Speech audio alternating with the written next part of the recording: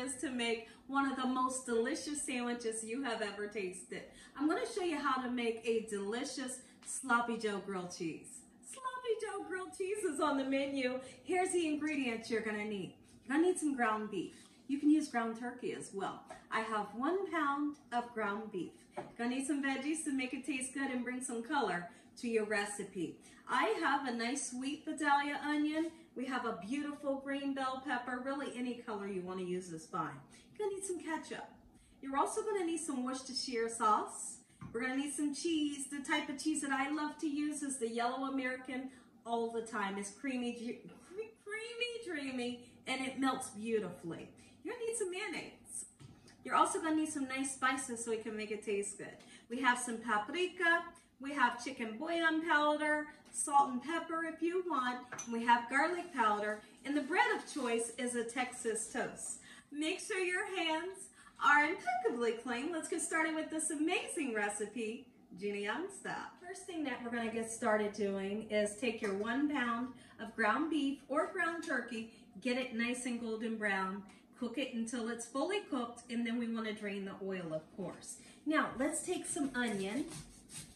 We want to cut that, and we also want to cut some of this beautiful bell pepper. If you are making Sloppy Joes, you got to make it taste good. You got to put some flavor in it. So that's what we're going to do right now. Let's chop our bell peppers and onions just like so, quick and simple. Go ahead and get started chopping up some nice sweet onion. Sweet onion's going to bring this recipe to life. Don't overwhelm it with your onion. Let's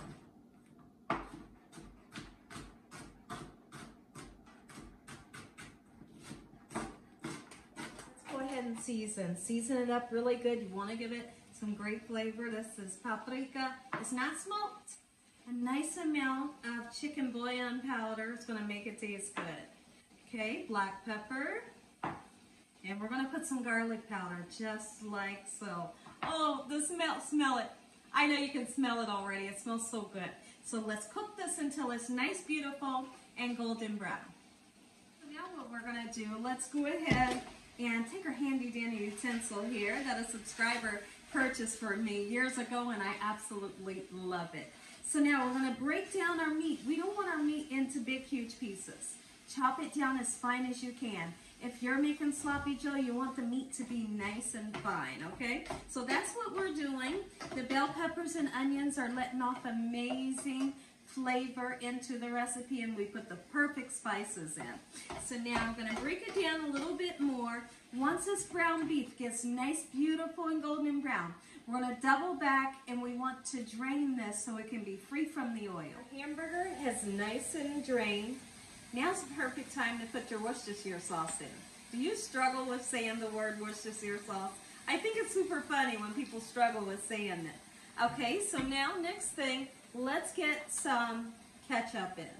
Never put too much ketchup in your Sloppy Joe. You don't want it to be super watery, right? You want it to have a nice consistency, and I'll come in close so you can see the consistency. Show you all what our Sloppy Joe looks like. Come on in. Look at this. Great.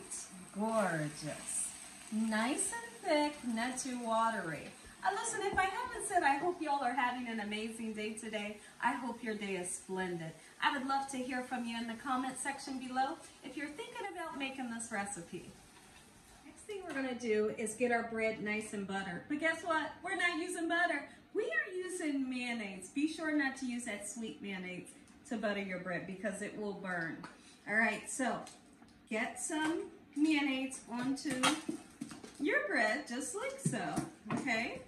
And then we're going to butter it.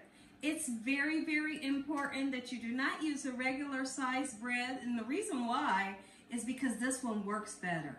It really holds onto the Sloppy Joe, you know, it kind of gives it a nice hug, all right? So now that we have this done, be sure to heat up your pan. Make sure your pan is nice and hot.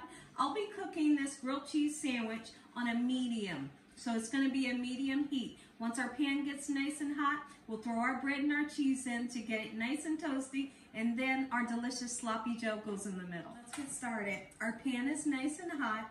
Let's get our bread down. When I hear that sizzle, and you know your pan is perfect. So now put your yellow American cheese. You could even use a white American cheese. I just feel like that's the perfect cheese that melts really well.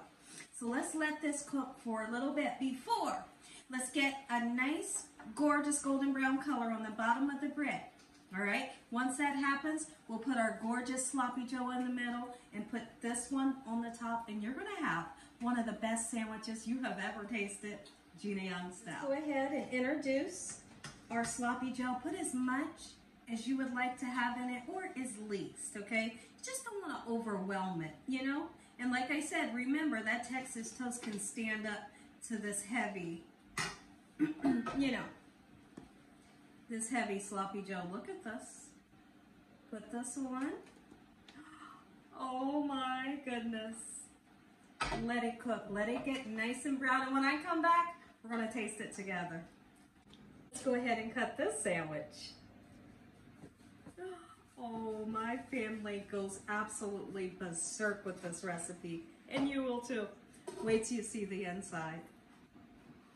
Come on in close. Come in. Look at that. Oh, Gina. Wait. When I come back, I'm going to wipe my hands. When I come back, we're tasting it. Take a look. Take a look, everybody. Look at that. Gina Young style. Let's taste.